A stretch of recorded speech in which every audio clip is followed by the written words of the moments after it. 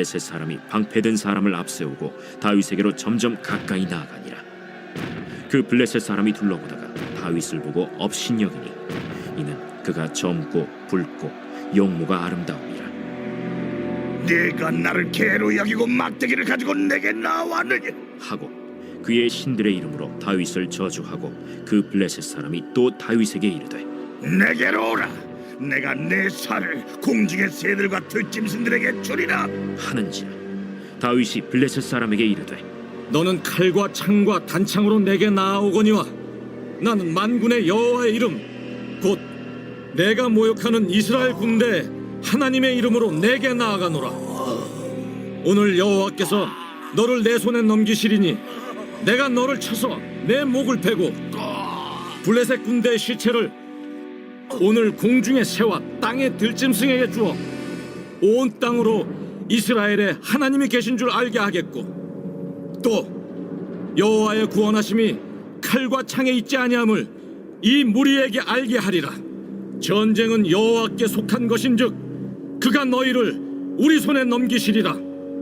블레셋 사람이 일어나 다윗에게로 마주 가까이 올 때 다윗이 블레셋 사람을 향하여 빨리 달리며 손을 주머니에 넣어 돌을 가지고 물매로 던져 블레셋 사람의 이마를 치매 돌이 그의 이마에 박히니 땅에 엎드러지니라.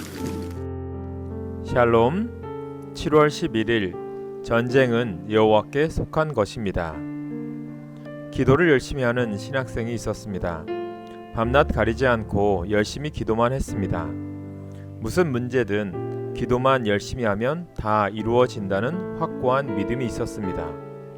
헬라어 시험 전날도 학생은 산으로 가서 열심히 기도하고 내려왔습니다.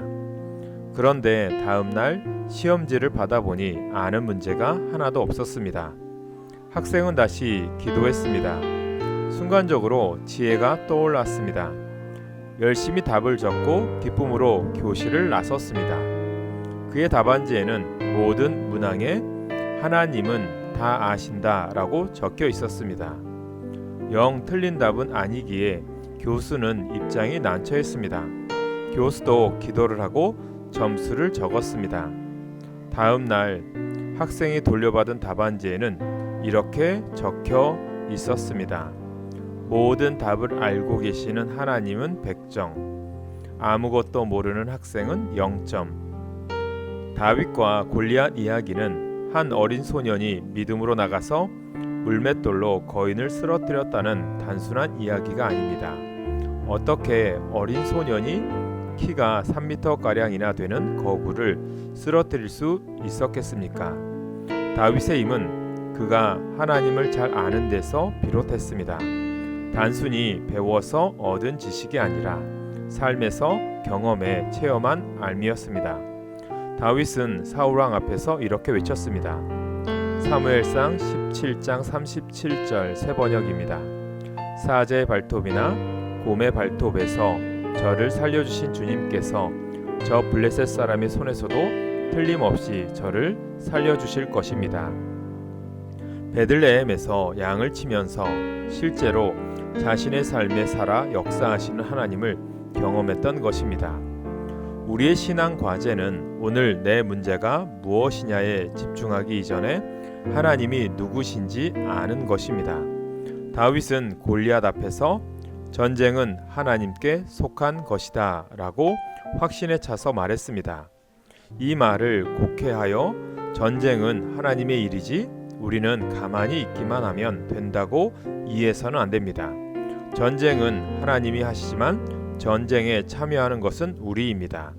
싸움은 하나님이 하시지만 승리는 우리가 합니다. 영광은 하나님이 받으시고 복은 우리가 누립니다. 따라서 우리는 하나님을 지식으로 아는 것에 그칠 것이 아니라 주어진 삶을 치열하게 살아계신 하나님을 잘 드러내야 합니다. 그럴 때 전쟁을 승리로 이끄시는 하나님을 체험할 수 있을 것입니다. 오늘의 기도 제목입니다. 영적 전쟁에서 날마다 승리하는 크리스천이 되게 하옵소서. 세상에 그리스도의 능력으로 선한 영향력을 끼치는 주의 백성 되게 하옵소서. 우리 교회 주님의 동역자와 일꾼을 보내주옵소서.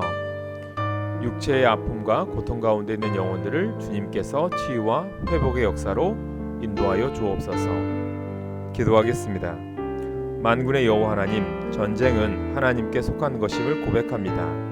날마다 겪고 있는 욕망의 전쟁터에서 하나님을 바로 알고 성실하게 살아감으로 하나님의 승리를 체험하게 하옵소서.